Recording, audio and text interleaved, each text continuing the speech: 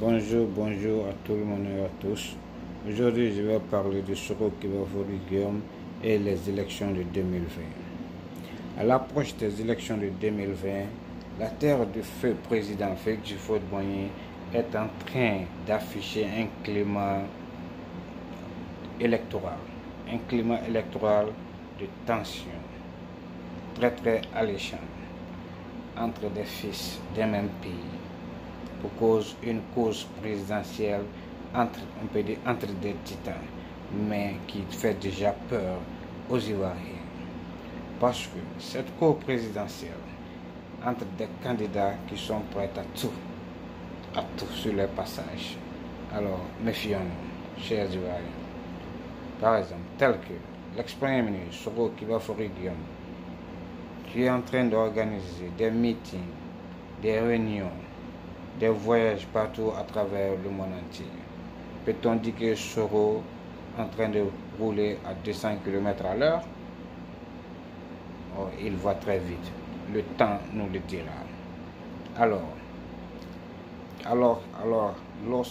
que Soro était l'un des proches du président Alassane Dramane Ouattara, qu'il considérait comme son père, et que tout le monde en Côte d'Ivoire, les politiciens, les gens de son parti le considéraient comme le roi des rois.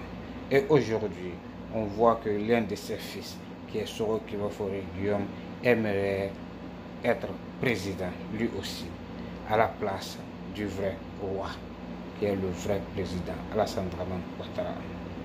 Là, ça va chauffer. Un fils qui va remplacer son père. Mais par quel moyen et pourquoi?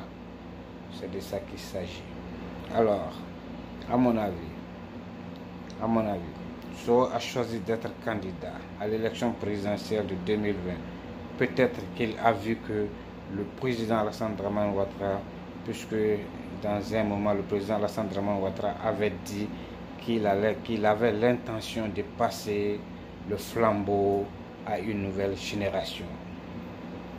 Peut-être que c'est cela qui n'a pas plu à Soro Kibafori Guillaume. On ne le sait pas. Peut-être que c'est ça. Alors, si on regarde Soro Guillaume, de la manière il change les vestes, c'est-à-dire c'est un homme de volte-face. Vous avez vu? Donc, qui avait prévu que Soro allait abandonner le président Laurent Gbagbo en 2011 pour rejoindre le RDR du président Alassane Dramane Ouattara à l'époque? Personne n'avait imaginé ça, personne n'avait prévu ça. Bon, mais moi, je pense que ce choix de Soro était basé sur le non, ou bien la non-proposition, ou l'absence de proposition sérieuse, concrète pour lui, puisque peut-être Gbagbo lui a pas proposé quelque chose de concret, sérieux. C'est pourquoi peut-être il a lâché le président Gbagbo et rallié le camp du président Alassane Ouattara, puisque je pense que Gbagbo lui il voulait quelque chose en retour lorsqu'il allait gagner les élections présidentielles. Mais Gbagbo ne lui a pas promis, puisque Gbagbo lui-même c'est un boulanger. Donc Soro a vu que Gbagbo voulait le rouler dans la farine, donc il a changé de veste, il a rejoint le camp du président Alassane Dramane Ouattara. C'est ce que moi je pense. Oui. Maintenant, le président Alassane Dramane Ouattara ne lui a pas confirmé aussi maintenant que Soro sera son successeur attitré. Je pense qu'alors Soro maintenant il a fait un autre volte-face et il a décidé de quitter le parti du Prado, qui est le RDR, parce qu'il voit que le Prado ne lui a pas confirmé qu'il sera le successeur, le next-président, et c'est lui qui va prendre la place du Prado. Le président Alassane Dramane Ouattara ne lui a pas confirmé ça, donc Soro a changé de veste encore. Donc il a dit, monsieur le président, moi je m'en vais. Et il a pris ses bagages, il est parti. Alors, pour moi, comment on peut qualifier cet acte de M. Soro Guillaume? C'est un acte de trahison, ou bien c'est un acte qu'on peut qualifier d'un homme assoiffé du pouvoir. C'est là la question. Bon, puisque à chaque fois, lui, il fait des volte-face. S'il n'a pas reçu de propositions concrètes, il me semble qu'il part. Donc là maintenant, ça c'est quel genre d'acte? De trahison, ou un homme assoiffé du pouvoir à tout prix, ou qu'est-ce qu'il ne va pas? Ou bien Soro est un homme fou, on ne sait pas. Bon, c'est à vous de voir. À ce jour, Soro veut être candidat, mais il veut peut-être qu'il va aller candidat sans parti politique. Il peut se présenter avec sans un parti politique, parce qu'il peut aller comme un indépendant sans nos partis politiques. Je pense que c'est faisable aussi. Donc, mais on verra. Puisque maintenant, il essaie de faire une alliance avec le président Babo, le président Bédié. Bon, moi, je pense qu'il n'a pas besoin de faire d'alliance avec ces gens-là, le président Babo, puisque ça, c'est une alliance de trahison. Moi, je pense que Soro, il est un peu jeune. Bon, je pense qu'il peut faire sa politique lui seul. Il peut s'envoler lui seul. Il n'a pas besoin de Babo, il n'a pas besoin de Bédié. Puisque ces deux-là, le temps est déjà révolu. Les temps sont déjà révolus. Lui, eux, les deux, ils sont déjà vieux, ils doivent être à la retraite. Je pense que Soro doit chercher des jeunes et puis faire sa politique. Mais pas avec le président Babo ou bien le président Bédié. Cette coalition, moi je suis contre. Je ne l'approuve pas, M. Soro. Je préfère que tu partes seul et que tu cherches des jeunes pour partir avec eux, mais pas avec ces deux-là. C'est pas bon pour toi. Moi, c'est ce que je vois. C'est un conseil. Okay? Pour moi, quand je regarde le valse-face de Soro, puisqu'à chaque fois il change de veste quand il n'y a pas de proposition concrète, je peux dire que Soro se base, si on regarde ça, puisque avec ses valse-face et puis les mouvements, les violences en Côte d'Ivoire, peut-être qu'il se base encore sur un coup d'état militaire pour renverser le président Ouattara. Bon, comme il l'a fait avec le président Babo, avec la rébellion, comme il l'a fait avec le général Gueye, puisqu'il était là-bas aussi à ce moment. Donc, mais je ne pense pas que en ce moment le coup d'État ne sera pas possible. Ce n'est pas une bonne idée actuellement, parce que le président Alassane Ouattara est différent du président Babo, puisque le président Alassane Ouattara, c'est un intellectuel, c'est quelqu'un qui est posé, c'est quelqu'un qui étudie beaucoup les situations, c'est quelqu'un qui a beaucoup de relations intérieures, extérieures, internationales. Donc,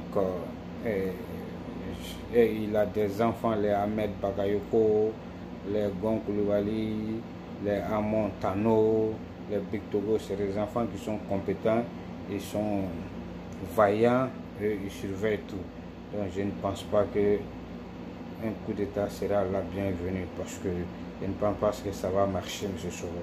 Bon, c'est ce que moi je vois. Si c'est ce qui est ton intention, je ne pense pas que ça va marcher, il faut laisser ça. Puisque déjà Ahmed Bagayoko lui-même a dit que les élections de 2020 c'est déjà bouclé. Il dit les élections de 2020 c'est géré. Les élections de 2020, il dit c'est calé. Donc ça veut dire qu'ils vont prendre toutes les dispositions, les mesures pour protéger le territoire de la Côte d'Ivoire, l'intégrité territoriale de la Côte d'Ivoire et surveiller le pays. Donc en tout cas, c'est ce que je pense. Bon, alors, bon, comme Soro lui-même, il avait des proverbes, lui-même il avait dit que j'ai l'habitude, comme lui-même il avait dit que j'ai l'habitude des procès en sorcellerie. Donc, je ne sais pas qu'est-ce qu'il veut dire par là, mais peut-être si vous connaissez le sens, ou bien vous comprenez le sens de sa phrase, bon, vous pouvez dire, il dit j'ai l'habitude des procès en sorcellerie. Donc, ça vient de Soro, c'est l'une de ses phrases. C'est lui qui l'avait dit. Donc, je ne sais pas qu'est-ce qu'il veut dire par là. Alors, parce que maintenant, sachant que en tant qu'un ancien chef rebelle, puisque on ne peut pas compter sur lui, moi c'est comme ça que je vois, puisque en tant que chef rebelle, en 2017, il y a eu des découvertes d'armes chez son directeur de protocole. Ça, on a vu ça. En 2015, dans une de ces villas à Ouaga, au Burkina Faso, on a retrouvé des grenades et des gilets pare-balles aussi. Ça, ils ont fait une perquisition là-bas. Chez lui au Burkina Faso, ils ont retrouvé des gilets pare-balles là-bas avec des grenades. Donc, vous voyez. Et en 2016 aussi, l'ONU avait dit qu'ils ont bloqué en Albanie et en Bulgarie près de 3000 tonnes de matériel militaire. Ils disent que ça appartenait à M. Soro qui va forer Guillaume aussi. Donc là, il faut se méfier sur monsieur. C'est un chef de guerre. C'est un chef de guerre et il est toujours prêt à prendre les armes. Donc, méfions-nous. La Côte d'Ivoire, méfions-nous. Le gouvernement, méfiez-vous. Prenez de vos dispositions. Ok?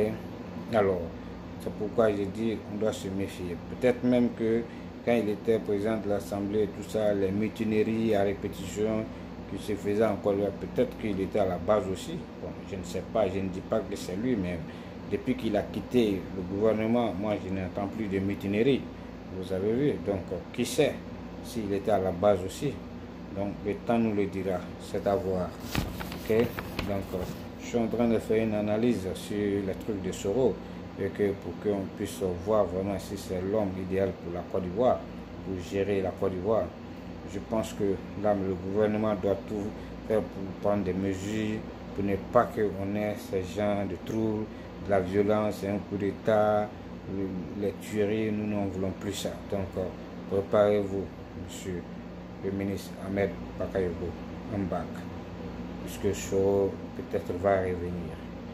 Ok, donc mais car on ne peut pas avoir confiance à Soro, car son passé nous ouvre la voie à une certaine présomption de culpabilité.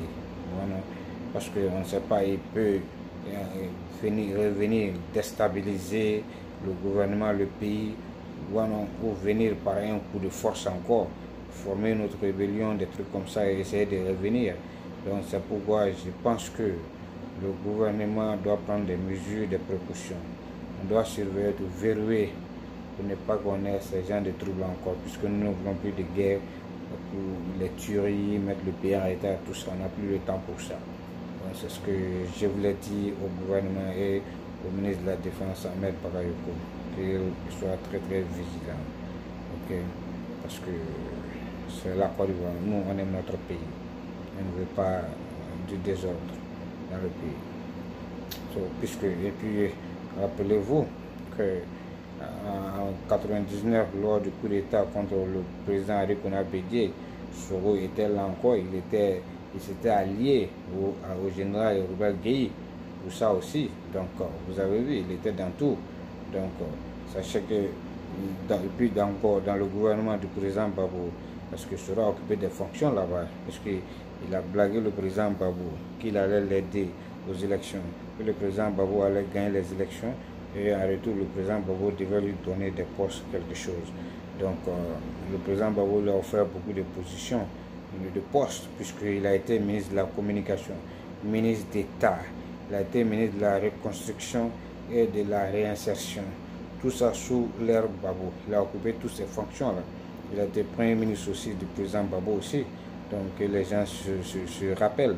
Et tout ça, c'était pourquoi? Pour qu'il puisse réconcilier la Côte d'Ivoire avec les rebelles. Donc ça, c'était l'objectif du président Babou. Et c'est pourquoi il avait donné tous ces postes-là à Soro Guillaume, pour qu'il l'aide à maîtriser la rébellion. Mais Soro aussi était un boulanger. Il a fariné, il a mélangé Babou dans la farine. Vous avez vu? Donc il n'a rien fait et il s'est rangé du côté du RDA.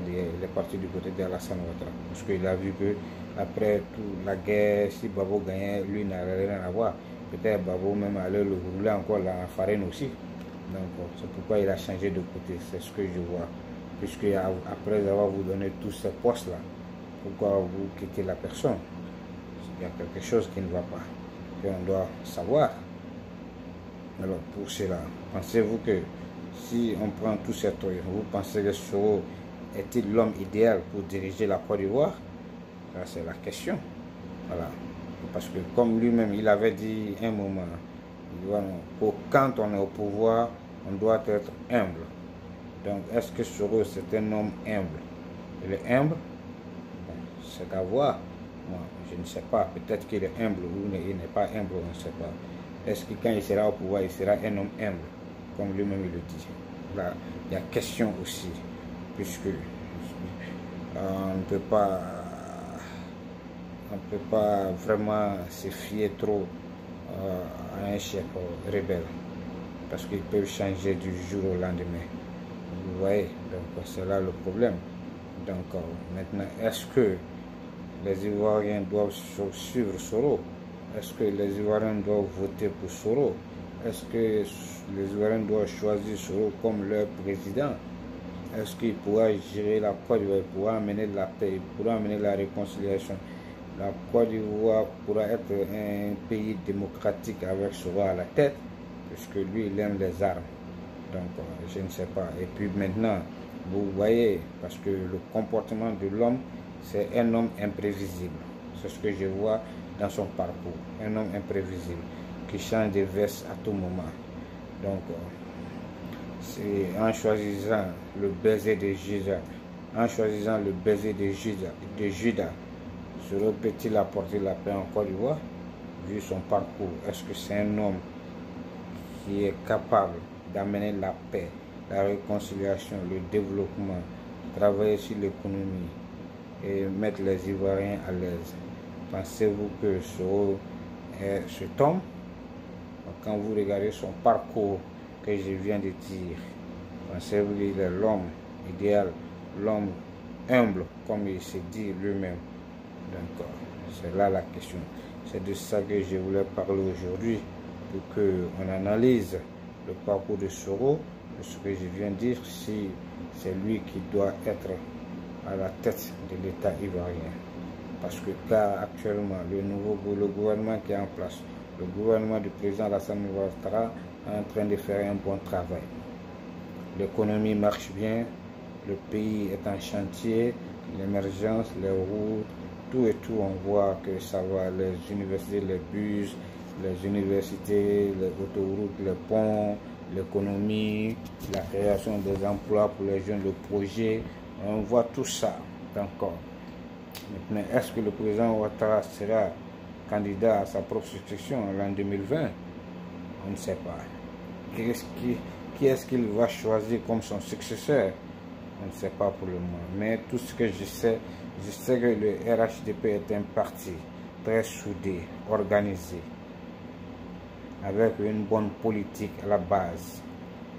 Parce que le RHDP est comme une entreprise. Donc, vraiment, ils sont soudés, ils sont solidaires et ils maîtrisent la situation. Ils ont un chef vraiment compétent, posé, politique, qui est intellectuel devant eux. C'est comme leur père qui les guide. Donc, je pense qu'ils sont déjà posés, ils savent ce qu'ils doivent faire. Donc, c'est là aussi la force du RHDP. Vous avez vu? Donc, vraiment, cette élection de 2020 sera vraiment une élection de titans. Et que le meilleur candidat qui a un bon programme pour le développement, pour l'économie, pour la création d'emplois pour les jeunes, je pense que c'est ce candidat qui sera le président de la Côte d'Ivoire. Les Ivoiriens ne sont plus abrutis, les Ivoiriens sont éveillés, les Ivoiriens réfléchissent, les Ivoiriens sont des intellectuels. Les Ivoiriens veulent la paix, les Ivoiriens veulent un président travailleur, un président qui peut amener la paix, la réconciliation, le développement, la joie dans le pays. C'est ce que les Ivoiriens veulent. Vous avez vu? Donc, sur ce, on va se quitter. Je pense que vous avez vu mon analyse sur le parcours de l'ex-premier ministre Soro Kibafori Guillaume. Donc, si c'est l'homme idéal, l'homme humble, comme il s'est dit, donc, qui peut diriger la Côte d'Ivoire, vous pouvez le dire. Mais à bon entendeur, salut, un homme averti en vaut un. Donc, vive la Côte d'Ivoire, vive la démocratie, vive la République, et que vive la réconciliation en Côte d'Ivoire, et que Dieu apporte la paix en Côte d'Ivoire. C'était Céline Desfila. On va se retrouver pour une autre vidéo. À la prochaine. Bye bye. Peace out. I love you.